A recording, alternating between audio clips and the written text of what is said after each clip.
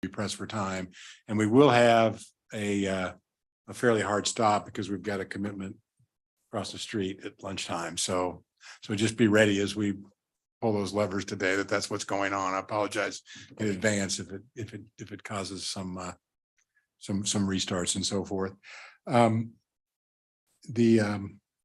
And so with that, on the agenda items, when they come up, we won't ask for formal remarks from any of you. We'll see if there are questions from my colleagues as they come up, unless somebody just thinks they really need to make a presentation about one of their agenda items.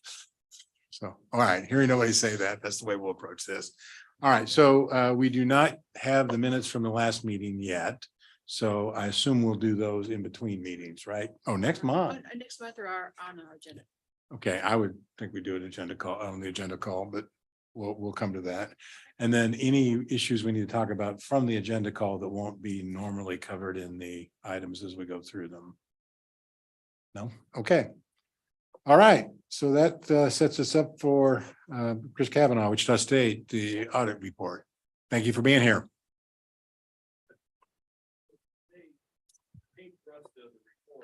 Tell you about. Is that better? Yeah. Okay. Is as you'll see on your handout, I gave each of you a copy of the report.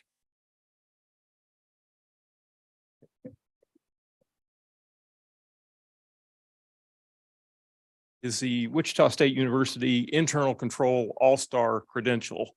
And this is an offshoot of my WSU Audit Update blog, where I communicate with the university community about risk awareness, internal controls, those sorts of things. So I'd had a series of blog posts called Your Role in Internal Control. And then at the end of that, then it's like, okay, I've got these blog posts out there. What else can we do with that? And then with President Muma's encouragement, we made an official non-credit Credly badge course that people can take and demonstrate their awareness of how important it is for them to be, their role in internal control. That's what the series is called. And you'll see then, if once you complete the course, not only do you get an official Credly badge, you get a little award, a memento that's part of the process. And Rick Muma, our president, was the first to complete the course. And then immediately then he had that Credly digital badge that he posted to his LinkedIn profile. Oh. So he was my model to push this program out. And since then, there's a video component to the course. He has authorized me to work with the Media Resources Center to update and modernize that video component. It's super exciting. The timing could not have been better with the opening of Woolsey Hall. The video is going to be shot over there through the Media Resources Center. And then once we get that done and uploaded, we're really going to start promoting this, and it's going to be part of the general human resources training package. So great. Well, it's wonderful when leaders model the way. Yeah. Well, and it's, it's a way to, again, to reinforce that, internal controls don't just come from like the president's office or the general counsel's office or the finance office, wherever. Everyone at the university has a role in internal control. If you go to page 2, then you'll see a brief outline of the top 10 questions covered by the course. What is internal control? How long they've been around? Who's responsible for internal control? Who sets the tone of an organization? What is ethical nudging, and what's the trickle-down effect? What is the trickle-down effect? What do you suppose that is? You're saying if we're going to earn our badge? There you go. But those are the kind of things that are covered. And so, I mean, if you were to search Wichita State Internal Audit, you'll see the course there, and you could take it yourselves, and I'd be happy to send you your award. But that's been the primary thrust here, is to really, again, internal controls don't just happen. They're developed by an organization's people. They guide people. People carry it out. They provide accountability. It's, very important. We're just trying to get that message out to be proactive to hopefully prevent problems, and rather not, have internal audit come in afterwards and clean up the mess. Then on page 3, I've listed some of the other areas that we've been looking at over the past year. And then on page 4, I've got some more plans for the blog. Wichita State has really invested resources in some of the high risk areas that it's identified. So this works in concert with internal audit. These people here, the chief privacy officer, chief information security officer, export control and compliance officer, those are all new positions within the last 2 years. So Wichita State is devoting resources, right up there on that front line to combat these chief primary risks that it's identified.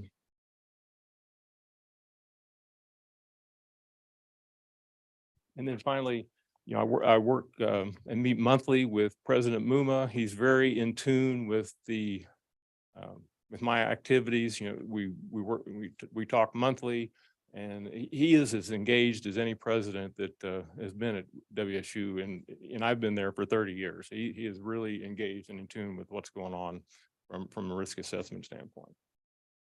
Any questions about the report? Well, I think you could say asked and answered already, but we do think it's important to always ask this. So you have the access you need and the resources you need to properly. Absolutely. I think, again, I've always felt like what they call the control environment, another aspect that's discussed in the course, has always been very good at Wichita State, but right now it's as good as and as strong as it's ever been, certainly. Okay, thank you. Any other questions? Anybody? And yeah.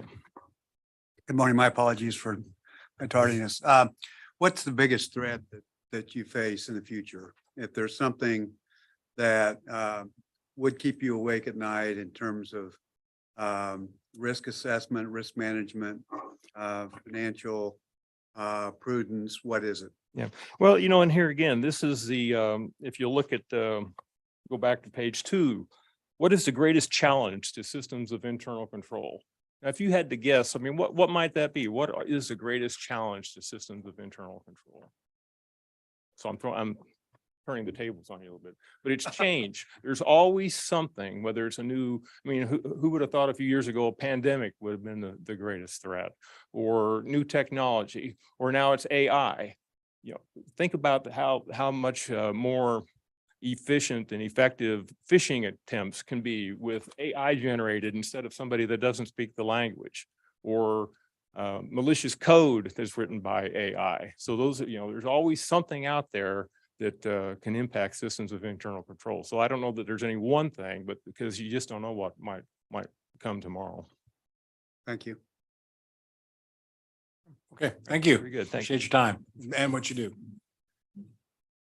Okay, that takes us to the financial reports, right? I don't remember what the Yes. order is. Who's first out?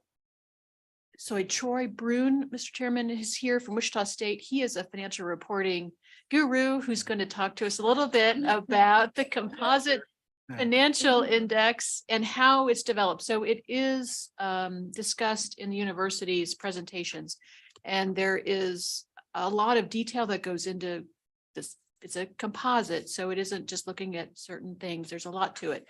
So we want to just give an overview, especially for our new members, of what the CFI is. So there we go. Thank you. I And took there your may be a hint. Clicker there Short and sweet. when we get there. Okay. I think we're there. Thank you for the opportunity to present to you this morning a summary overview of the CFI. And thank you, Werner, for allowing me out of the office. The CFI, it can be traced back to 1980. The predecessor firms of KPMG, they published the first ratio analysis in higher ed. And 19 years later, they came up with the Composite Financial Index. It's a benchmarking tool mainly used by the Higher Learning Commission and others as an indicator of financial health. It's comprised of 4 ratios, weighted and combined to come up with the CFI. A little bit later, I'm going to try to compare a student's GPA to a university CFI. Coming attraction, eh? All right. Yeah. Okay. Okay, Elaine, where do I put? Uh-oh. There you We're go. good. We're good. It's Okay. moving. So the CFI, it's really at the end of the process. Here we are almost 8 months after the end of the fiscal year, and we're presenting you the financial health of the reporting entity. It's at the tail end of strategic planning and institutional risk management, which Chris just touched on. Those two topics are beyond the scope of this presentation, so I'll focus on strategic financial analysis, which provides methods and tools. We're evaluating financial risks, conditions, and operations. And then there's a need to communicate that back to stewards of the institution like yourself. And one way to communicate that is through the CFI.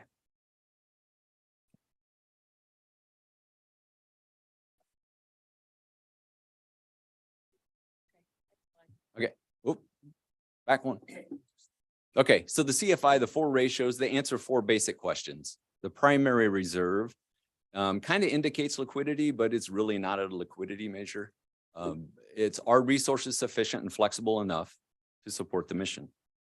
And that is calculated by looking at statement of net position, taking expendable net assets, dividing it by total expenses, and it gives you a sense of the available resources for the reporting entity.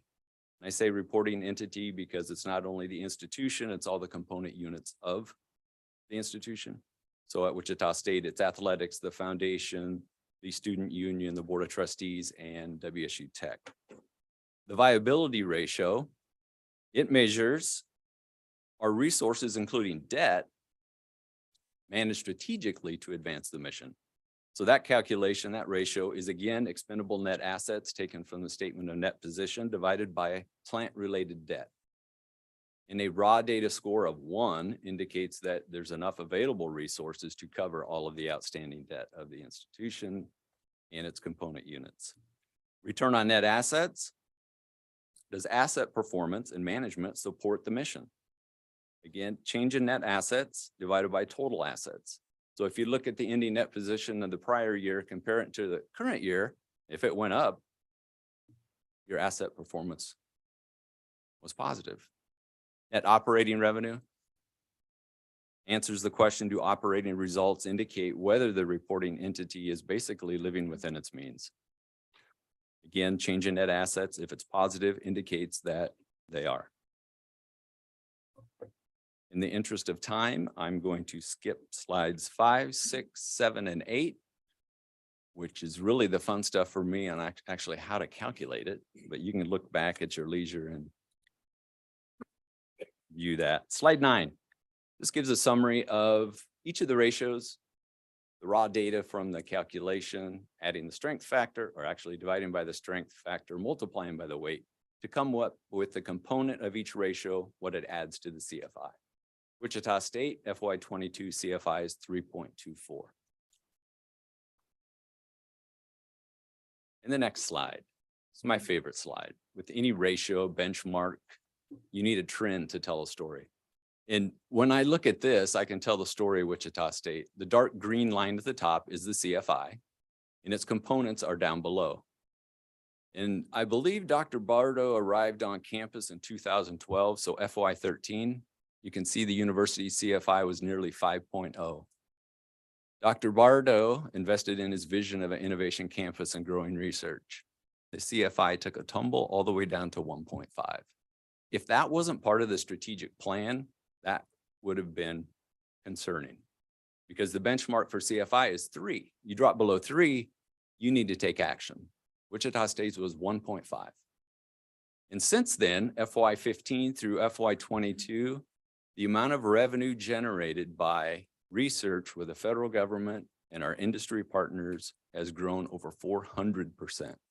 We have issued additional debt, all of that additional revenue, the additional operating expenses, and you can see our CFI is trending upward. So, and also at the end of FY15, myself and David Miller, the budget director for Wichita State, started. So I don't know if that has any correlation with the CFI going up or not. Certainly must. That's what I'm thinking. No one's told me different. Next slide. Although we always do worry about correlation and cause.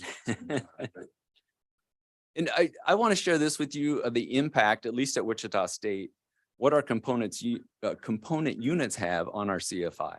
And this is the impact of Wichita State's foundation. I've stripped out all the other ratios except return on net assets. I left the CFI and then return on net assets. You can see the spike in FY11. Our foundation had 22% return on its investments. The spike in 14, a 14.5% increase.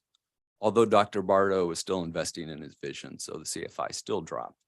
FY17, it was a 10.4% return. And in FY21, our foundation had returns of almost 26%. So without looking at the details of the ratios and why they changed and the impact of the component units, that's where the real story is. Because when I look at FY22, what happened? Wichita State CFI dropped, while our investment returns at the foundation were negative. Next slide. This is just a scale for you to look at. It's just CFIs range from -4 to 10. 3 is a line in the sand, the red line. Anything below 3, it's a call for action. Or above 3, maybe it's time to transform your university. I don't know. This is just kind of a guide that comes out of the latest edition of that book. Next slide, final thoughts on CFI part 1. I had to do part 2 because part 1 was the 13th slide and I didn't want to end on 13. So it's best to measure each reporting entity against itself. Every entity is unique. We don't have the same missions. So peer-to-peer analysis with CFI is less useful than looking at the institution itself over a period of years to see how they're doing. And you need to understand the underlying data and ratios to tell the whole story of the CFI. And just a reminder, the CFI only measures financial activities, so which is part of the story of the health of the institution. It has to be analyzed in context with other associated activities in order to get the true overall sense of the overall health of the institution. Okay, final slide.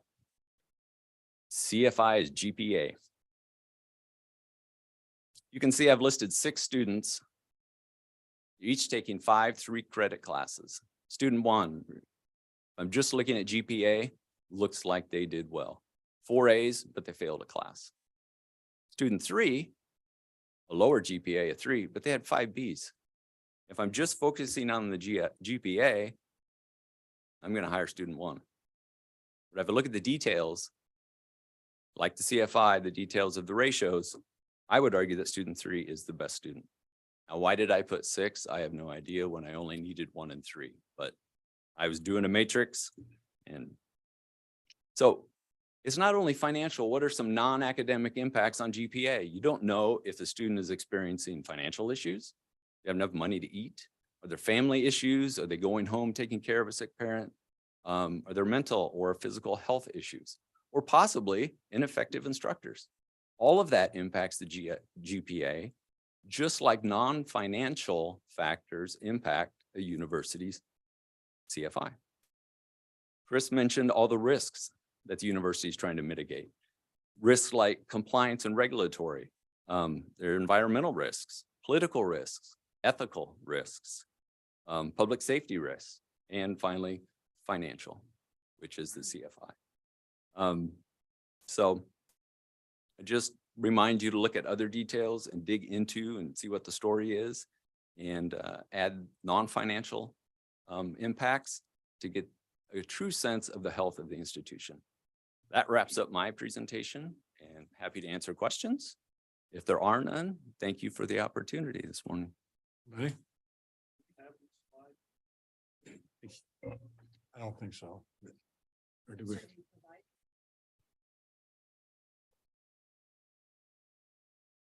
Anything else? Would you have a slide? Thank you again. Okay, well, thank you. We appreciate that. Wait a minute. It looks like you've got just one more thing here. Yeah, and it may be, maybe drawn out. I don't mean this to be drawn out.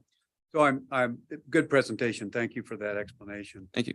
The old banker in me appreciates all the various KPIs, et cetera, et cetera. I'm thinking of the occurrence we had at Emporia State University within the last 2 years, where there were very significant reductions in spending that had to be made. What, if anything, should we have been looking at prior to that, which would have warned us that this cash flow problem was coming upon us? And if you need more discussion about what happened in Emporia State University, I'm talking about the reduction of some 50 positions, 30 plus or minus were tenured. That was a very significant, substantial, concerning consequence. I'm trying to ask gently, how did we not identify what we should have identified with these metrics that you've just presented to us? Were there some metrics missing? How can we better utilize the data that you all are producing to give us that heads up of something lurking in the future that we need to be more proactive about? I'll start with, I don't know the details of Emporia State, just what in the paper. But there is nothing in the CFI to me that gives you a good sense of liquidity. The primary reserve, it uses expendable net assets, which are not cash. And you're including expendable net assets of all the component units. As diverse as the power is, from my perspective, at a university, I think it would be very difficult for the university to reach out into the foundation and pull their cash to support. I mean, it's very difficult. But each institution should have its own set, and it's tough to define liquidity. What do you include? Just cash? You include lines of credit that you haven't used? I mean, it's individualized, but institutions should be measuring liquidity a way that they are comfortable with and works for them. And again, it's not in the CFI. So just by looking at the CFI numbers, that's not going to jump out at you. And again, it is, what is the strategic plan? Is it implemented? Are you mitigating all the other risks of the institution? And then are you doing strategic financial analysis to support whether your strategic plan is working, whether you are mitigating risks? Those, all 3 points, I can't remember what slide it was, they all go together. So my guess is, no, I'm not going to guess. That's my answer. If you'd like me to follow up. It's wise. So I want to make clear that I understand the CFI that we're talking about here with respect to liquidity. That liquidity measure includes all of the assets, for example, of the charitable foundations or the endowment associations. Is that correct? The primary reserve ratio includes expendable net assets. So if you look at the statement of net position, there is there's unrestricted net assets. There's also a section of expendable. But in that, for example, at Wichita State, we have reserves for debt service that we hold back just in case there's a bad year. Those are expendable. Just like all the other component units, some of the dollar amounts in those expendable net assets are not a direct, my mind, available the same as cash. Because if you look at the statement of net position, cash does not equal expendable net assets. Last question.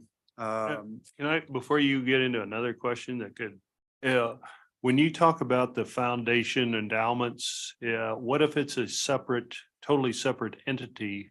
And unfortunately for the other 5, I have more with KU, it's a separate entity. Do you include that in your school if it's a separate entity or not? Each of the component units that I talked about, Wichita State, are separate legal entities. They have their own financial audit and their audit opinion, and we include those in our calculations. It is at the other, okay, thank you.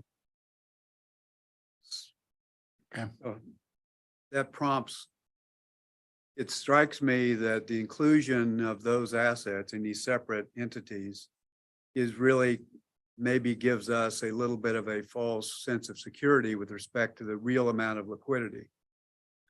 Because if I ran an endowment association or a foundation, if the president or the chancellor comes to me and says, oh boy, we just run into a real problem with our own reserves.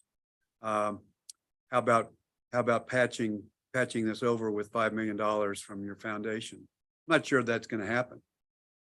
Am I on the right track, or am I exaggerating, or? Well, again, it's expendable net assets, so they are available. As a practical matter, I'm not sure Right. they are available. If I run the endowment association, I might not agree with that.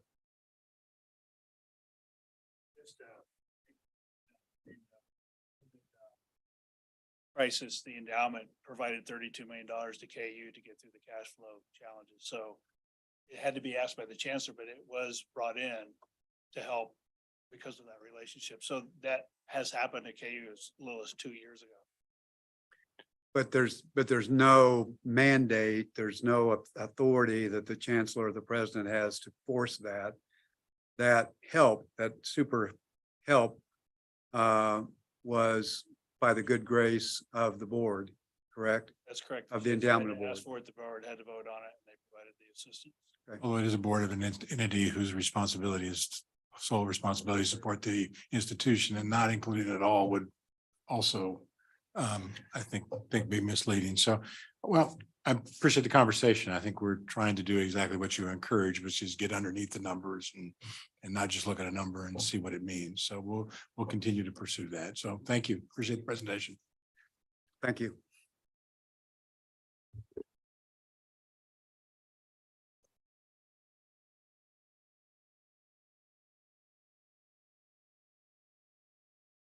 Yeah. Good morning, Regents and colleagues. I'm Warner Golding, Vice President for Finance Administration at WSU. I'm joined by WSU's financial genius, Troy Brune, our AVP for Financial Services, who you just met, and also our budget guru, David, there he is standing up, David Miller, Executive Director of Budget. I'm sorry, I didn't bring any gifts. I just have this boring presentation for you. Oh, that was very subtle. All right. This, oh, there we go. I probably went too far. We have a great spirit of collegiality here. Yeah. So anyway, presented on the chart in front of you is our general use budget update as of December 31st. So kind of our mid-year look. The very first section, revenue by fund source, you'll see operating the state general fund, operating reoccurring. That's our general fund that we get, and that's at 100% as you would expect as we do our drawdown. Unique to this year is the next line, which is operating one time. That is unique to this particular year. That's our state general fund comprised of two items, which is $3 million for cybersecurity and approximately 3.8 for capital renewal. Going down the chart to general fees revenue, that is our tuition, and it's at 51.7%. We are fortunate we exceeded our budget of 162,000 credit hours with an actual 168,000. And good news is initial indications that we'll also exceed our spring credit hour by a modest amount, a couple %. And looking into fall, we're optimistic as admits and housing apps are up. Also under the general fees, you'll see an item that says cash, and that is a carry forward to create a structurally balanced budget. Going down to the expenditures by program. We'll just go down to the ones that are anomaly, a little bit of a change. Instruction is at 46%. That's a little lower because we actually have some faculty vacancies and research release to public and research entities, which columns, rows, which I'll talk about in a minute. Research is at 64.4%. Traditionally, there's a heavier spend initially for equipment and startup purchases upfront on research. So that typically is higher the first half of the year versus the second.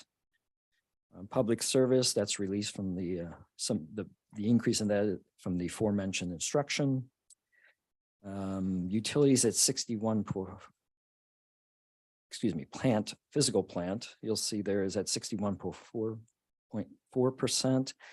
That is mostly due to increase in utility costs, and that's kind of concerning. Though on the way here this morning on NPR, I heard that the natural gas prices are collapsing, so we're hoping that trickles down to us as well. And uniquely, capital improvements, the very last row there at 18%. And that is 3 items comprised that Marcus Welcome Center at 1.5 million, capital renewal, K-Board capital renewal at 519,000 and 3.8 million from state capital renewal initiative. And to date, we've spent just a little over $1 million. So that's why it's showing at 18%, but we'll catch that up quickly. You'll get all the way there? Oh, yes.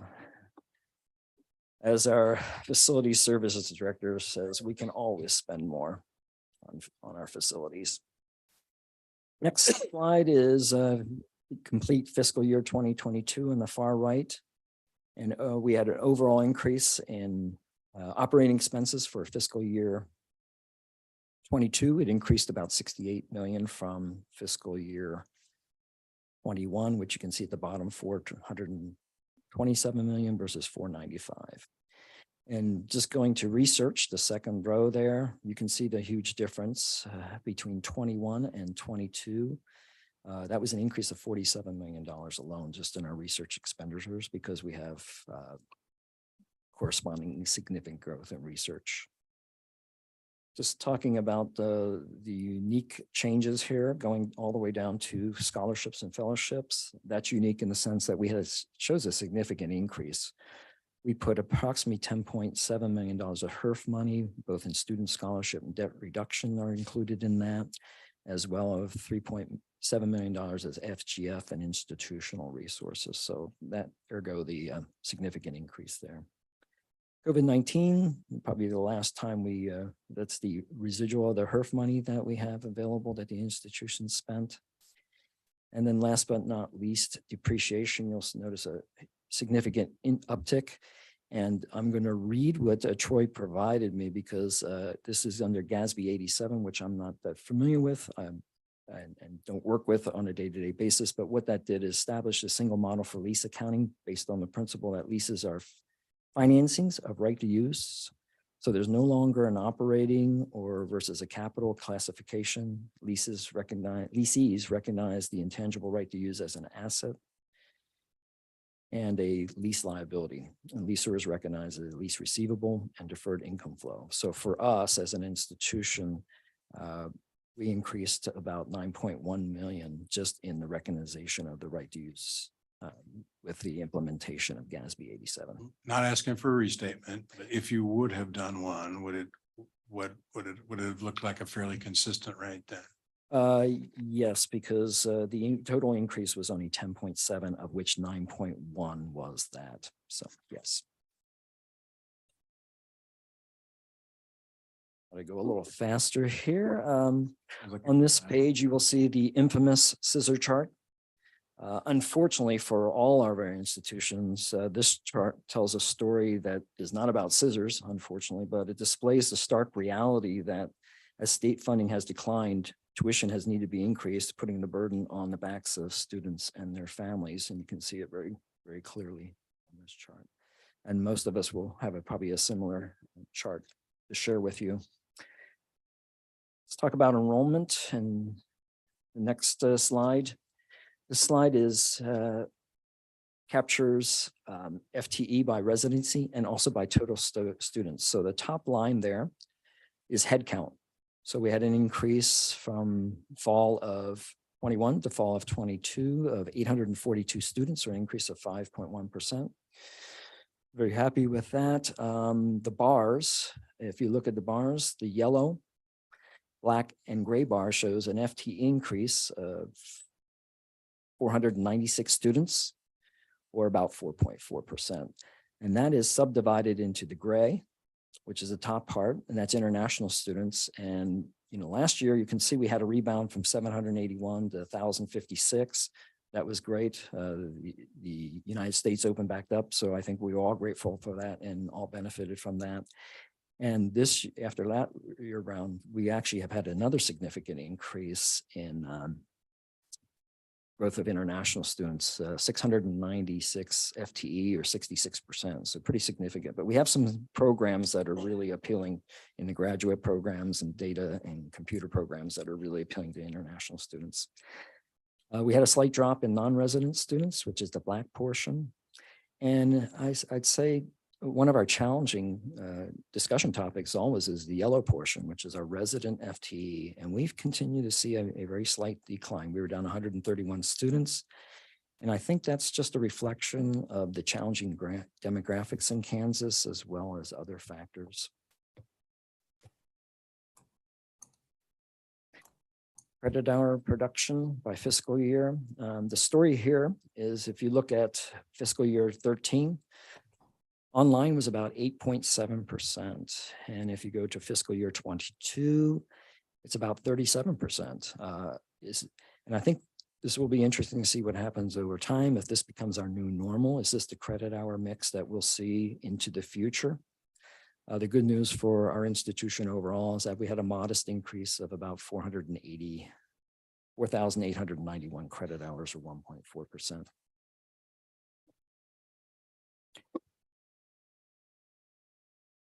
Next, you'll see Shocker City and Shocker Select. This is how it's played out. The yellow is, of course, Kansas, and the black metro areas indicate all the areas that have in-state tuition. And it covers about 44 million people. The green areas is our Shocker Select, and those areas pay 150% of in-state tuition.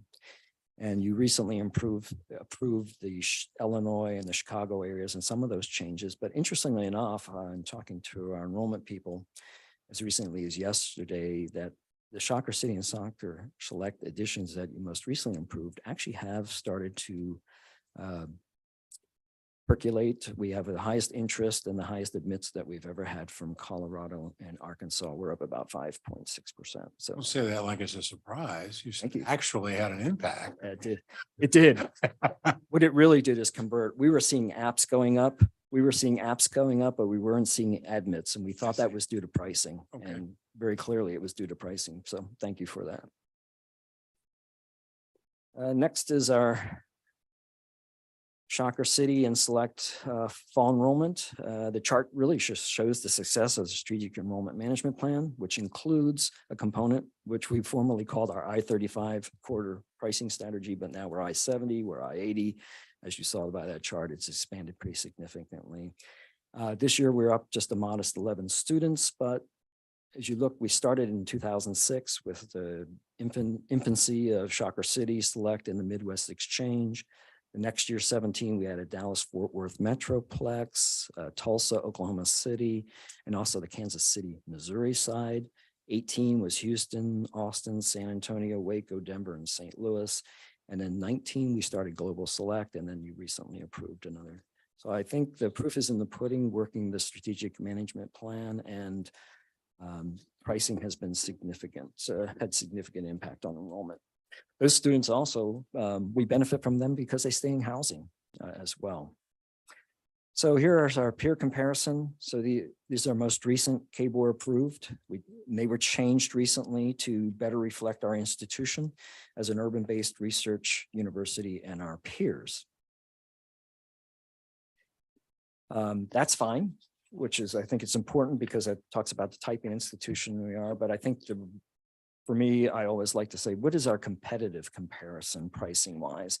As you noticed on the last slide, we were the lowest price of our peers, pretty significantly, with University of Memphis just being quite a bit higher.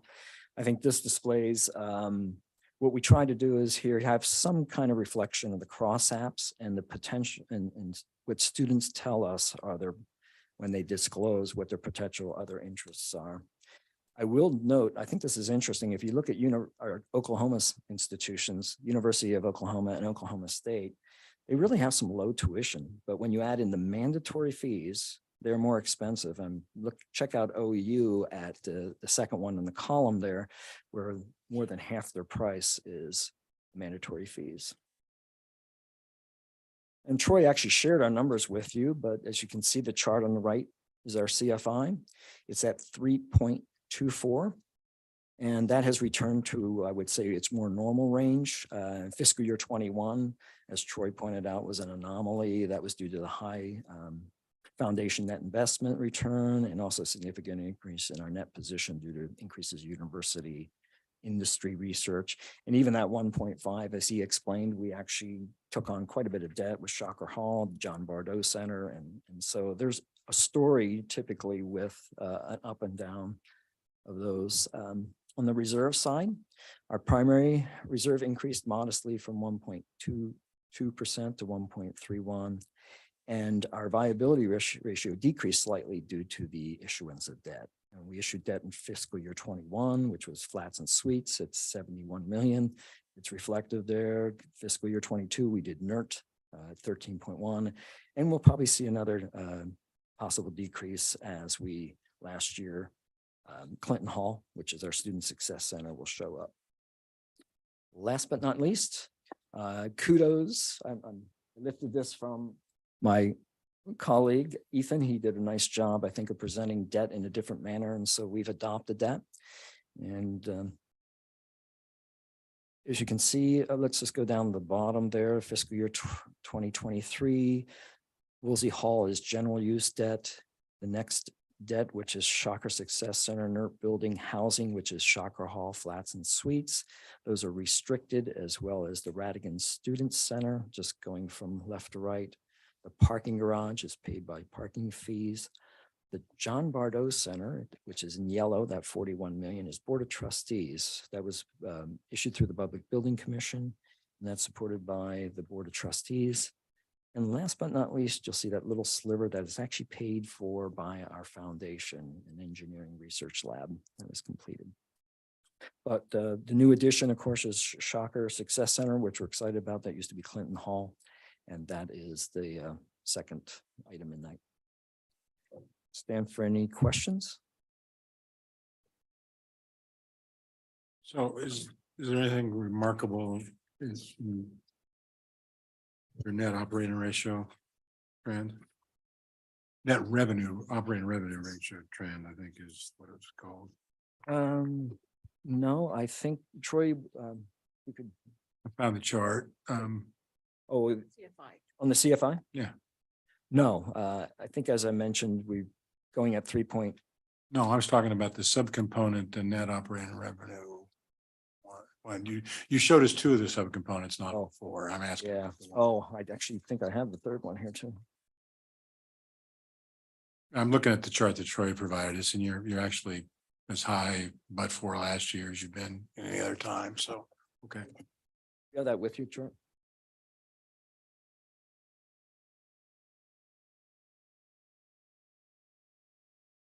Return on net assets? No, the net operating revenue. Oh, yeah. Yeah, that went from 2.27 to 1 to 0.5, which is where it had been in previous years. The peak of net operating revenue peaked in 21, much like the CFI. Thank you. Correlation there. And we appreciate the tuition comparisons. I think that'll be helpful for us as we think about that in future meetings. As you can see, we're well placed in the marketplace on a tuition, and hopefully the value proposition as well. What some of the mandatory fees at like Oklahoma, what they're just pricing things differently?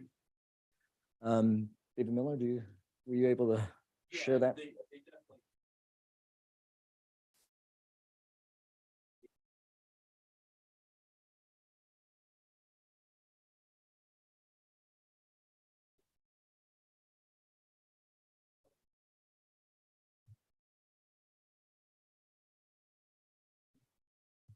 It'd be interesting just to know across that, what some universities are saying are a mandatory fee versus tuition. And it's just from a packaging or bundling standpoint to a student or a prospective student. Yeah. Yeah, I can say the tuition's less, but the overall cost is more. Yeah. Yeah, Interesting to know some of those things. we've been very careful to try to only put the mandatory ones. If you want to go there, that's what you have to pay. And if you looked at just the base price tuition, it looked like a significant, it looked cheaper than we were. Yeah, then the second question, if I can. Sure. If you go clear back to page 4. Yeah, and your scissor chart, Yes, sir. and you talked about the state general fund and what it contributed to Wichita State versus the tuition. When you look at this, I mean, obviously the cost of higher education has gone up significantly since 2000. And the funding of that is now on the backs of the students versus the state. What does this say about the cost of higher education and how, is this a trend that is going to continue to go up across all universities, across the country? I mean, why such a significant increase when you look at the overall funds needed in that time frame? And then if I compare it to 2 pages later, the credit hours don't change a whole lot. And now credit hours only go back to 2013 versus 2000. I understand that, but I mean, how do we manage the overall cost of higher education and what it does to students, tuition, debt?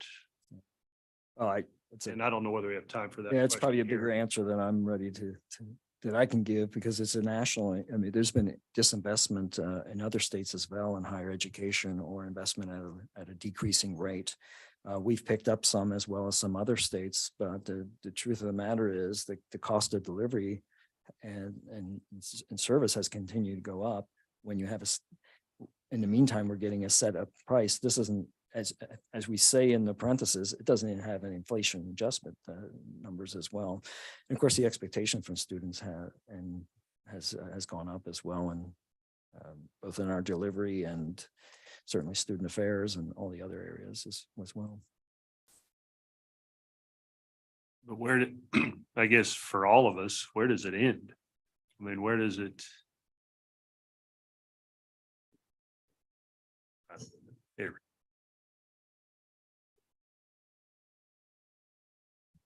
Thank you. Virgin Hersling.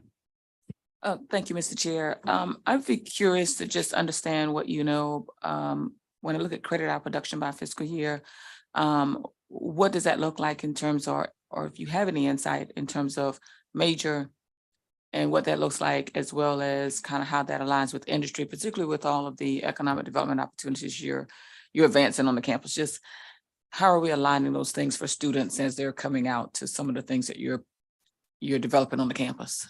David probably has better detail, but I can tell you that the bulk of this growth has been in engineering. There's some in business, but particularly engineering has, and that is even borne out by, as I mentioned, graduate programs, engineering programs, in particular international students in the most recent years. But those have been the programs that have grown the most, and that matches up with industry need as well in our area.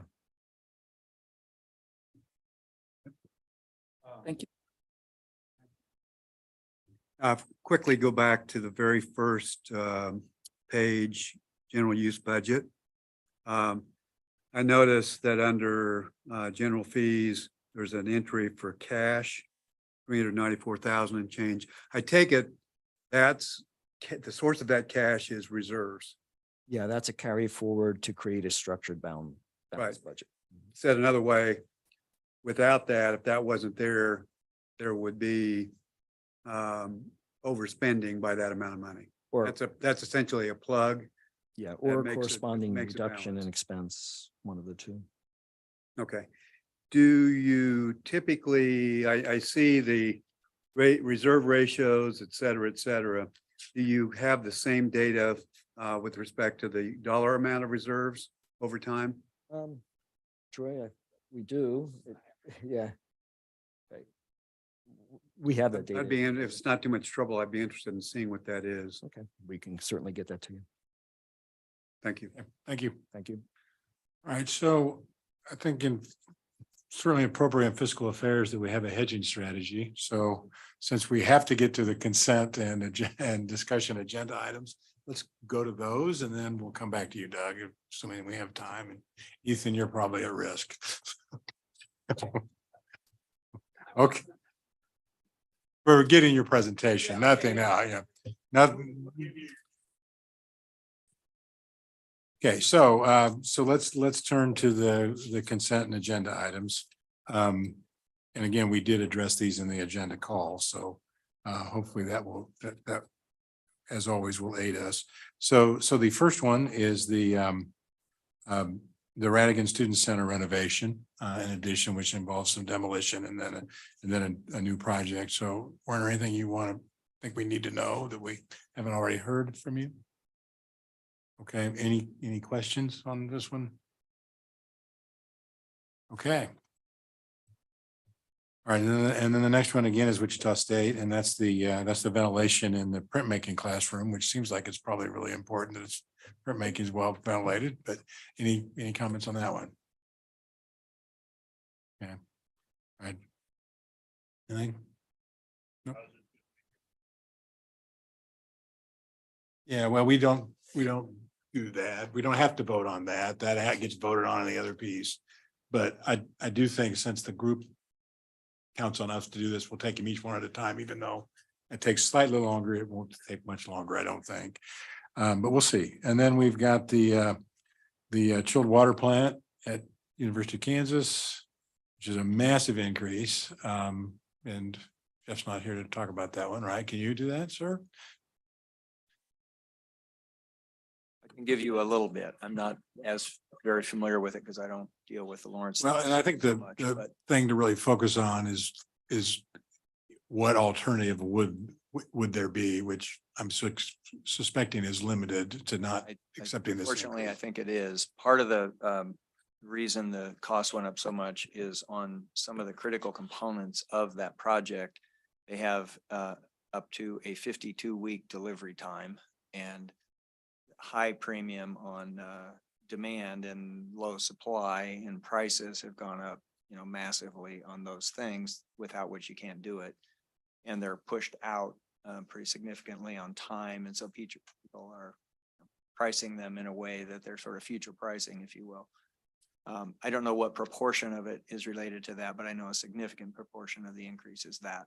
The other thing that I believe they did is when evaluating the real scope of the project, they have optimized and been more precise now, or been able to be more precise about which buildings to include or not, and the actual scope of the coverage from this project. And I think that has expanded, which is a good thing in the course of the life cycle of this chilled water plant, but it costs more money up front. And I don't think there are a whole lot of degrees of freedom. I mean, they have to get this done, and the savings from the rates you get and so forth are much less. Oh, now Jeff's going to keep me honest. Timing was perfect, right? lower Just as you were than, finishing up, he comes back. I Hey. saw him stand at the doorway. So anyway, I don't think there's a whole lot of Okay. choice in doing it, and the pricing and delivery schedules and so forth are largely, beyond our control. We're a price taker on that. Yeah. So I think, at least from my perspective, the only thing I'd say is every time we can do something that moves us more quickly to approval, get into contracts. Yeah. Is helpful. And I know this group's willing to do whatever things that you would suggest we entertain, so we can help with that. Yep, thank you. That's helpful. Any other questions on that one? Okay, and then there's a demolition of a building you're not using at Kansas State. So that, not to say it's straightforward, but any questions on that one? Okay, that takes us to the discussion agenda. I think there are two things on that for us. One is a bonding proposal from K-State Athletics to generate funds that was backstop. I'll say this as a statement, but I think it's an important point. It's backstopped by revenue from the athletic association, right? Not the athletic department. So anything else you want to add to that one? No, I think it's pretty self-explanatory from the discussion agenda item. Primarily, like you're saying, providing that backstop to the unfinanced portion of the multiple capital projects that we have ongoing right now.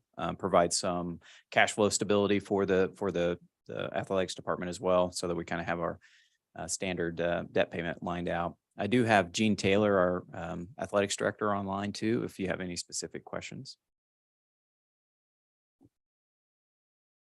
Like there or not. So Okay. Gene, thanks for being available. Oh, here we go. Anyway, you're welcome. Thanks for having me. Appreciate your support on this. You bet. Although, well, we have a question, so hang on 1 second more. Okay. If you had the opportunity for additional fundraising, would these bonds be allowed to be paid off early? And I might look to Jim McMurray, and I usually, when we structure these debts, we have call periods set up, and you might be able to, or maybe not. Maybe I'm speaking out of turn. We anticipate an 8-year par call on this, so if we want a shorter, option, that's possible. It's you're going to pay for it in yield, though. Thank you. Okay, thank you. You have lots of thoughts about that, but. Okay, all right, thank you. And then that takes us to the employee state. I'm looking for the exact title, but it's got to do with the nursing program, right? So 50, page 50, okay. I went past it. And this is again the bonding. This is a project that we've reviewed a couple of times. It does significantly reduce the footprint. So it fits with our deferred maintenance programs. And it's one of the programs that Employee State's emphasizing going forward. I think what we've sometimes heard called strike zone, right? From my perspective, I'm supportive because I think it fits with all that. As I said in the agenda call, hopefully we all would aspire to, we could get these things covered when we talk about the funding, when we approve it in the first place. But otherwise, I don't have any questions. I think from you went. Good with me. Okay, all right. Okay, thank you. All right, Doug, I put you up.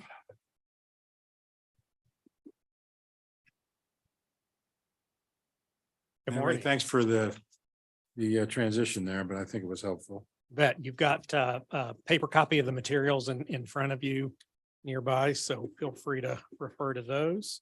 I will try to just hit on a few of the highlights in particular, and so I may skip through a couple of things fairly quickly, but feel free to stop me and ask questions as we go as we need to. Page 2 highlights the FTE enrollment trends. Certainly the negative is obvious that it's a continuing downward trend. The pace of decline in fall of 22 was less than it's been the last few years. So there are some improvements there. There's some comments down at the bottom highlighting some of those improvements. Freshman enrollments up 2 years in a row, a very encouraging sign.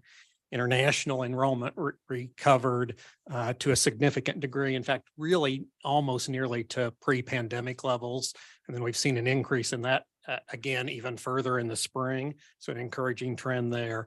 And then our non-resident enrollment has continued to do better than other categories, largely driven by our Gorilla Advantage plan. So those are the positives we need to continue to build on to turn the entire number in a positive direction. So would you remind us where the Gorilla Advantage, what geography it covers? Yeah, it now covers 36 states. So it's basically everything except the extreme Northeast and Northwest. That latest expansion is recent though. And so I don't think we're seeing any of that impact yet.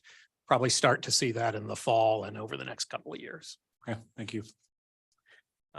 The credit hour numbers on page 3 are largely in line with the FTE numbers. I don't think there's anything particularly noteworthy there. Page 4 shows the revenue trends, the chart that Werner talked about previously. I have added one line. That blue line at the top is a hypothetical line of what state funding would have been had it kept pace with inflation over the 15-year period that I'm showing. And so that gap between the blue line, kind of the hypothetical line, and the actual state funding line, which is that orangish line, is that gap that's created from funding levels, being relatively stagnant and not keeping pace with inflation. Certainly the uptick in state funding the last 2 years is very positive and very beneficial to the university, but largely in line with the inflationary pressures that's happened during that time frame. And so that gap hasn't gotten any better to speak of in the last 2 years. Fortunately, it hasn't gotten worse. Page 5 shows the current year, so the year-to-date results through the halfway point. And I think the high level comment is that things are largely on track. Revenues are right at 50% of what has been budgeted for the full year. And so nothing concerning or nothing out of line with what we were expecting on a tuition revenue basis. Expenses set at 49% of the full year budget through the December period. If I look back historically, that's tended to range between 47 and 51. And so we're generally right in line there. So at the macro level, things look good. I will tell you, when you dive a little deeper, there are some concerning things that jump out. One of them is the same thing Werner mentioned. Utility costs are significantly higher than we had planned for this year. Both rate pressures and usage levels are up, partially due to weather and partially due to campus activities. So that's one we're monitoring very closely, and I think will absolutely be a pressure point this year and as we plan for next year. So a couple of smaller things like that we're certainly monitoring and concerned about, but not large enough to push us off course in an aggregate way. The next page starts a couple of elements of comparison of tuition and fees. Right. And so this is showing versus the board selected peers at the top and the aspirational peers at the bottom. Let me contrast this to a year ago. And so a year ago, I would have shown you that PSU's tuition and fees was lower than all 10 of the comparisons. 2 of them very close, but lower than all 10. This year, that's changed. We're only lower than 9 of the 10. We're now in a situation where Valdosta State, in the upper chart on the extreme right, is about $300 lower than Pitt State on a tuition and fee basis per semester. Now, we didn't go up $300. So the only way that happened is that Valdosta State's tuition and fees decreased by $300 compared to a year ago. And in fact, it did. They decreased tuition and fees by about 7.6%. as did most of the public higher education universities in Georgia.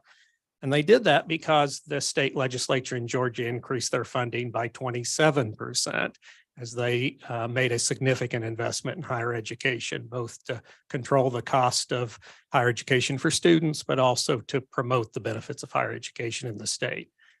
If you're wondering, I would be happy to accept that trade-off if we wanted to repeat that in Kansas.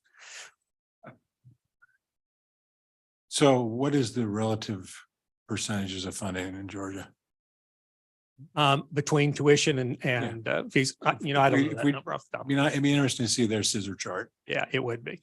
And that might be meaningful about what the 27 and the 7.6 mean.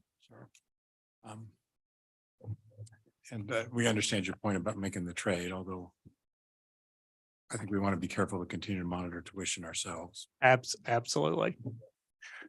The second one is another comparison we watch as well. This is a comparison to the schools that are in our athletic conference, the MIAA. And so although these schools aren't necessarily quite as similar to us as those peers on the prior page, they are all largely regional public universities and of course are geographically closer to us. So it's a good comparison group. You can see there's a large group kind of in the middle that are in a relatively similar level. We've long been part of that group. Over the last few years, we've kind of slid down to the right on this scale. We tended to be in the middle or maybe even in the upper half of that middle bundle. As we've controlled tuition and fee increases over the last 3 or 4 years, we've really slid down to being at the lower end of that range. I think particularly noteworthy this year, the most significant changes were in several of the schools in Missouri.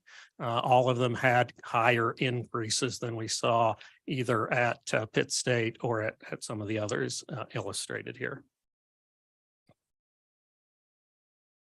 Page 8 shows our CFI results.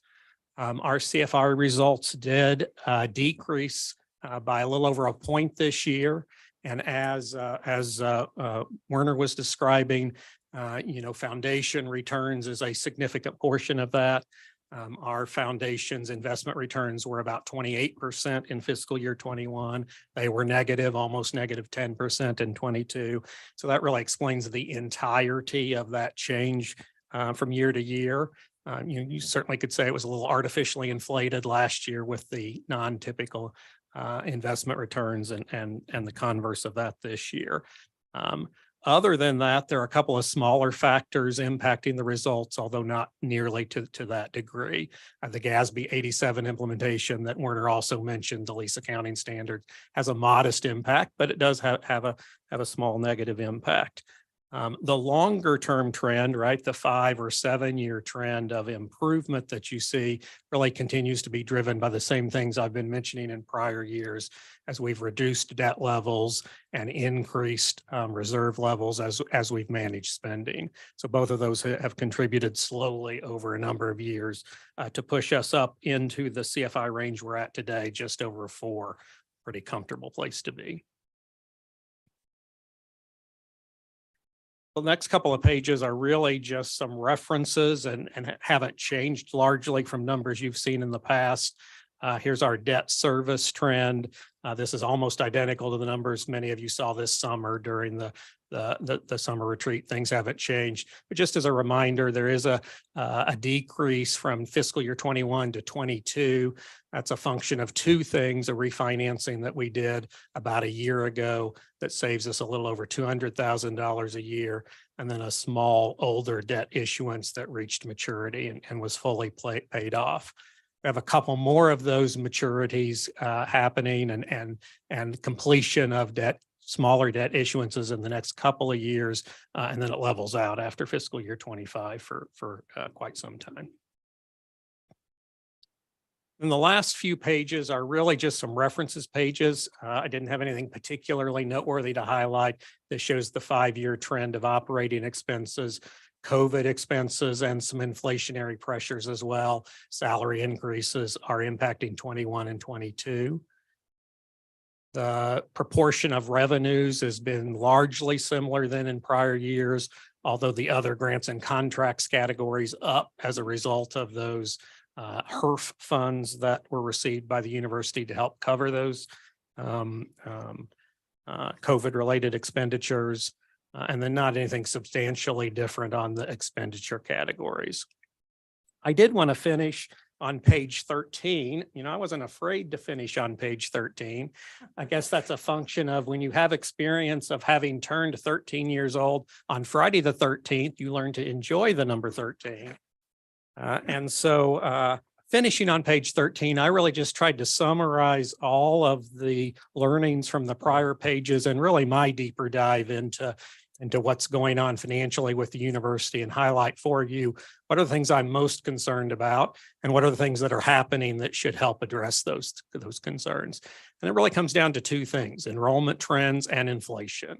So certainly there are some improving subsets of our enrollment trends, but the ongoing decline over several years is something that can't continue. And if it were to, we would certainly feel the pain from that, and that would drive some concerns. And so seeing success in those initiatives move not just subsets of the enrollment number, but the entire enrollment number is a critical focus for us and something that's essential. And then the impact that inflation is having on current operations, and particularly if it were to linger and were to continue over several years, the impact that would have on our cost structure and on the challenge of balancing those revenues and expenses are the 2 things that I really focus on and I'm really concerned about. I've listed below some of the activities that are either underway or are in the planning phases that are intended to address one or both of those things. Things like the improvements in freshman and international enrollment, things like the student success initiatives, particularly around academic and advising, the improved state funding that we've seen in the last couple of years. Those are all positives that help move us in a positive direction. We do have improved reserves over 4 or 5 years ago, and that gives us a little bit of flexibility to invest in those initiatives. And then a new one you'll be hearing about in the not too distant future, if you haven't already, is President Shipp's focus on the Gorilla Partner Network, which is a corporate education initiative that we are spending some time planning on for the time being. So those are the things we're focused on, and we need to see the results of those to maybe mitigate some of those risk items. Well, we really appreciate you doing page 13. I think that speaks to some of Regent Winter's questions earlier. So I think the more we can do this, the better we are. In that vein, if you mentioned inflation, is it possible for you to think about the amount of inflation we've offset with our initiatives across, say, a 10-year time frame? Yeah, it's probably difficult for me to put that in numerical terms, but let me describe it this way. With the increased state funding we've received this year, that helped us to take some steps on salary increases. It's allowed us to create a balanced budget that we are tracking in line with for the year. So have we managed it in the current year? I would say largely we have, right? The challenge that I see is if those pressures continue year after year in the next couple of years. The levers that we pull to keep things in balance this year are the kinds of things that are difficult to repeat 3 and 4 and 5 and 6 years in a row. And frankly, we've been pulling some of those levers over the last several years as we've managed the impacts of declining enrollment at the same time. And I was speaking towards an adjacent item, slightly different nuance, and that is if you thought about inflation would have increased expenses X, which you sort of addressed on a part. Yeah. Your cost control initiatives. Yeah. How would that have changed that curve? How would it have dampened that? I wouldn't expect a math proof, but is it half of inflation or 3/4 or? Yeah. And again, I'd probably distinguish between in the short run and in the long run. Absolutely. In the short run, I'd say it's fully offset the impact of that inflation, the combination of higher revenues from the state and cost control initiatives. Now, if you only split those two out. I do, maybe not Yeah. today, but if you would think about that, I think if everyone would think about that as we do these presentations, I think that's a helpful way to think of the mechanism of how much expenses want to go up if we don't do anything. Sure. How we dampen that, and then what we think of the sources of funds that cover the. Yeah, I'll give you a quick answer right now, and I can do a more thoughtful one later if you want to. Great. I'm sure this one's thoughtful too. Yeah, inflationary pressures are probably in the $5 to $7 million range over the course of a year, right? And the offsets to that's about half and half. About half of it's been triggered by incremental revenue sources, largely the increase in state funding, and about half of it, maybe a little more than half of it, through cost control actions, shifting or reducing expenses in other areas. All right, perfect. Three and a half. That's helpful. Thank you. Any other questions? Try to make this one short. I'm curious about the more of the detail. Okay, it is on. Pardon me. Yeah. I'm curious about more of the detail with respect to the item you just mentioned. That is the cost control, you call them cost control effects. I take it that means that there are some expenditure areas where the expenditures are lower, that you've reduced spending. Yeah. I'm curious about the extent to which some of those are hurting us. That are we cutting certain programs where we're increasing risks because we're having to reduce spending? For example, to exaggerate, if you took in order to help balance the spending, the campus security program costs were cut in half. That would be a signal to some risks associated with reducing spending on securities. So how do you identify, how do you line up those areas that are going to have cuts in them, and how do you decide what's appropriate and what's not? Yeah, I mean, certainly that's a challenging part of the budgeting process to look at the underlying trends in enrollment and the underlying trends in demand and try to align the resources with where the needs are. And you mentioned risk, where the greater risks are. It's a delicate balancing act that the whole leadership team is involved in every year as we plan our expenditures. You know, just to give you a sense for the order of magnitude, and this is looking back longer, more like 4 or 5 years, but you know, the bulk of that cost reduction is a function of we have 140 fewer employees than we had 4 years ago, 4.5 years ago. So we've had to select where do we not fill those positions in, and it's not been targeted to one specific area. It's been in small chunks in a lot of different areas where either changes in demand or the ability to do things different give us the opportunities to continue to succeed and continue to serve students in the best way we can. In my opinion, we've done that in a way that tries to minimize those kinds of risks that you're talking about, but it absolutely gets challenging and more challenging every year. All right, thank you. Ethan, we will have to wait till next time. So this is a 30-day ice in the shooter, so.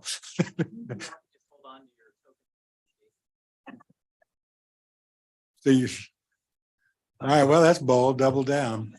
So. All right, Chad, if you could, since we shorted you last time, if you, I think we need you to make a presentation, but recognize we've only got a handful of minutes, please. Sure. Thank you, Chair Ice. Just briefly kind of provide an overview of all the aspects of the facilities renewal initiative.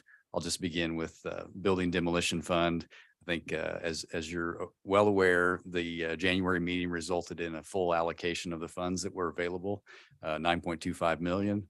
Currently, that represents 15 buildings, and over 400,000 gross square feet would come offline and avoid about $57 million in deferred maintenance. So exciting movement and putting that to use this first year. The facilities renewal initiative funds, the SGF, 35 million that requires a dollar for dollar match. That is, I think you've heard today in various ways, that is currently being worked through, and all the universities are prioritizing projects that they can move quickly on. And that typically is building systems renewal, HVAC, life safety, variety of projects. But COBO in our recent meetings, we're developing a tracker just to try to stay choked up on that as we move through the remainder of this fiscal year to fully realize expenditure of those funds. I would also just note that we are continuing to work with consultants on space utilization, and we're going to have some new tools to put to use in reporting this October. So that's going to continue through the next several months as well. Great, thank you. Okay, we stand adjourned.